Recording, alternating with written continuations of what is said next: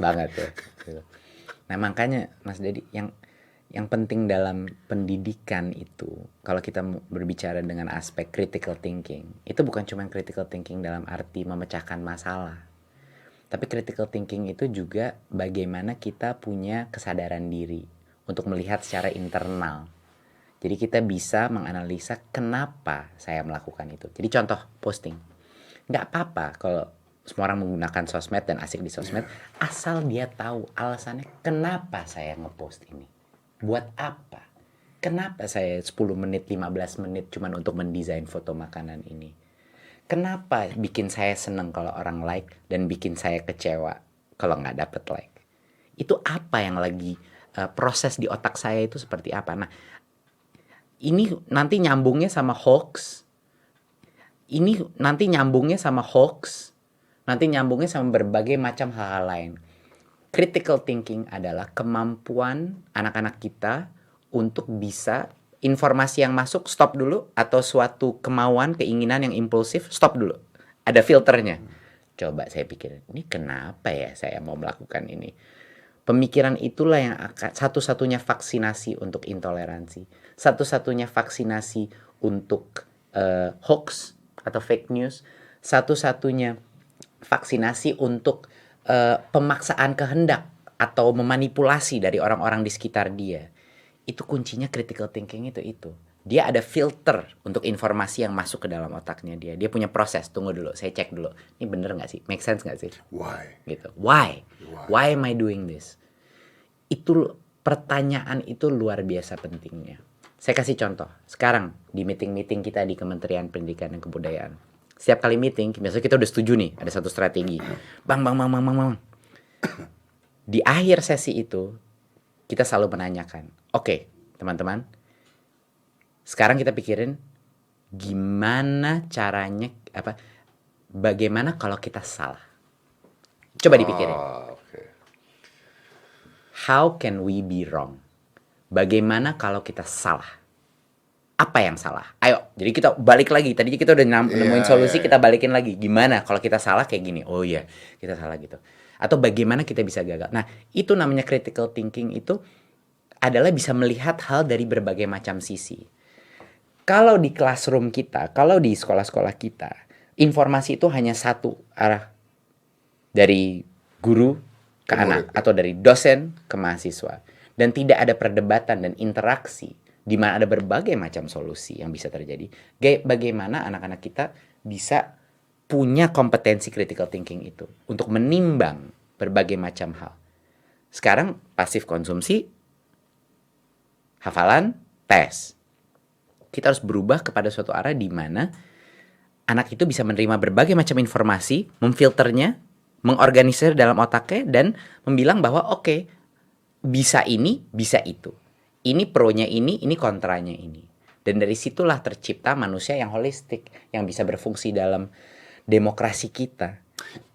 Ini kan sebenarnya ada di teori five thinking hat. You know, ketika suatu orang pakai topi putih, hitam, merah, yang satu harus memprotes, satu harus setuju, satu harus mendebat, satu harus apa. Itu kan sebenarnya pentingnya adalah seperti itu, bahwa what if this happen, what if this happen. Tapi dari semua yang tadi lu omongin itu, tentang sosial media, tentang filter, tentang pendidikan itu semua, mungkin nggak ini semua dimasukkan ke dalam sekolah?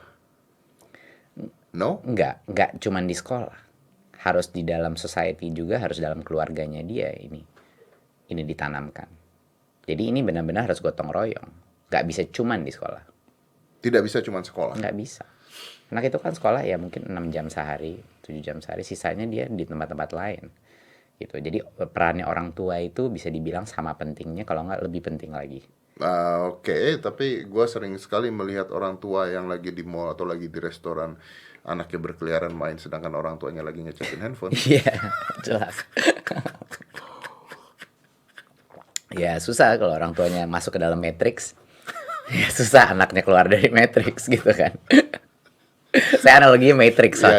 Gitu. Mungkin teman-teman banyak yang nggak tahu Matrix, tapi Mas Dedi tahu kan Matrix. Tapi lu gitu. Ngelihat nggak hal seperti itu terjadi? Jelas. Karena itu terjadi di depan gue berkali-kali. Last week gue lagi nonton bioskop di 21. Gue lagi duduk Premier kan ada restorannya duduk. Ini ada dua anak kecil teriak-teriak dari ujung lari ke sana, ujung lari ke sana, dan gue nggak tahu orang tuanya mana. Gue tahu itu orang tuanya mana setelah pintu teaternya dibuka. Which is actually orang tuanya next. Dia duduk di samping gue. Duduk samping gue. Dan dari tadi, dua-duanya, suami dan istrinya, lagi megangin handphone. Lagi yang satu ngecekin Instagram, istrinya ngecekin Instagram, karena istrinya di samping gue tahu. Gue gak tahu suaminya ngapain. Lagi ngecekin Instagram, suaminya juga lagi begini. Mereka tidak saling bicara. Mereka gak saling bicara. Dan mereka gak ngurus, dan gak peduli bahwa anak-anaknya dari tadi teriak-teriakan gangguin orang. Tapi they're in that matrix yang udah ada zonanya sendiri, zone-nya sendiri, and that's it. Jadi sama dengan ketika lu mabok, kebanyakan alkohol, lu nggak ngurusin anak lu. Exactly the same. Exactly the same. Yep. Tapi kan ini susah kita bicara karena kelihatannya tidak ada dampak Negatifnya. negatif kesehatan, ya kan? Nggak ada yang mati dari sosmed, nggak ada yang mati dari kecanduan internet gitu. Ya mungkin ada yang bunuh diri dan lain-lain karena mental health, ini sering sekali kebukti di berbagai macam negara. Sekarang suicide rate udah naik. And Mungkin itu yang akan bikin orang bangun dan menyadari bahwa ini ada resikonya gitu. Ya, dan yang gue masih nggak habis pikir adalah kalau lu bicara bunuh diri dan sosmed adalah there are people yang sekarang mau bunuh diri aja dimasukin ke sosmed. Ya kan? Ada bunuh diri live. Menyeramkan. Ngapain orang bunuh diri live? Sedih. Sedih banget ketika itu dilakukan di sosmed. Dan ini kalau kita melihat kayak topik bullying, ini luar biasa sedihnya. Dari hasil PISA itu kelihatan sekali waktu kita mensurvei anak-anak Indonesia. Ini ironisnya, anak-anak Indonesia itu salah satu yang paling bahagia. Paling bahagia? Salah satu di relatif Oke. negara-negara lain. Tapi insidence bullyingnya itu sangat tinggi.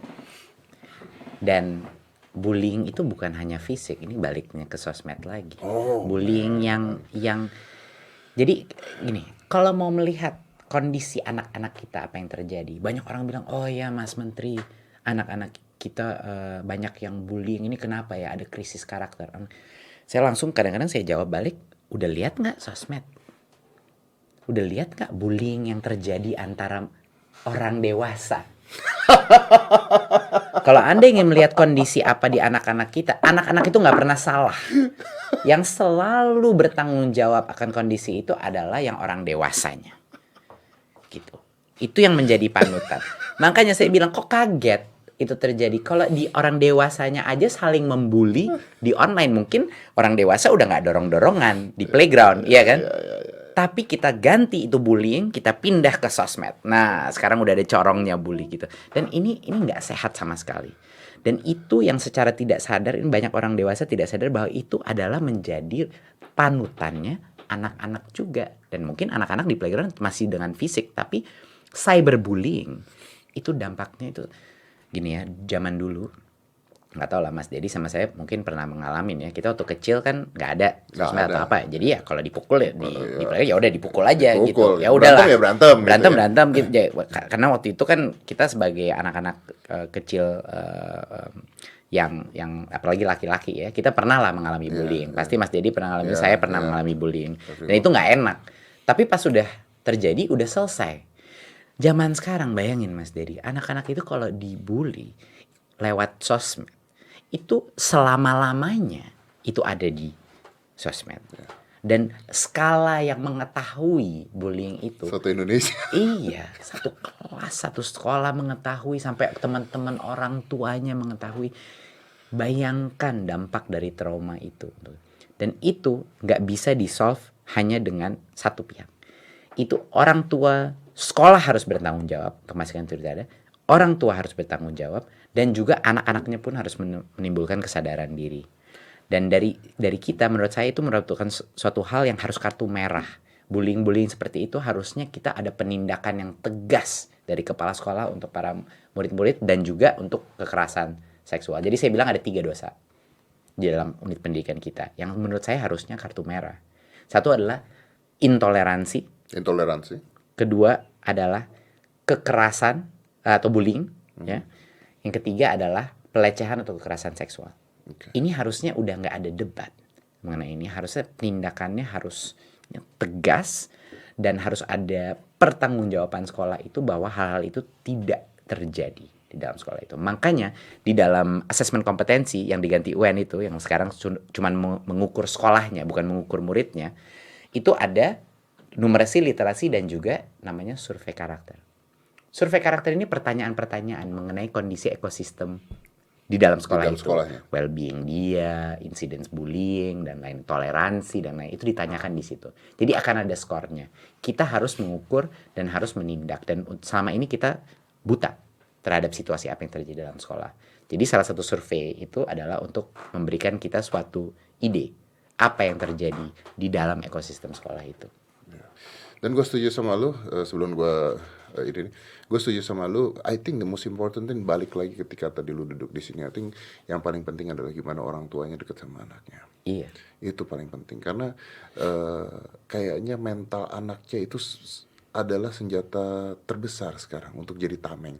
Karena kalau kita belum bisa ngubah mindset dari sosial media atau mindset bullying dan sebagainya, tapi mental anak siap untuk hal tersebut itu udah harus jadi suatu hal yang ada gitu.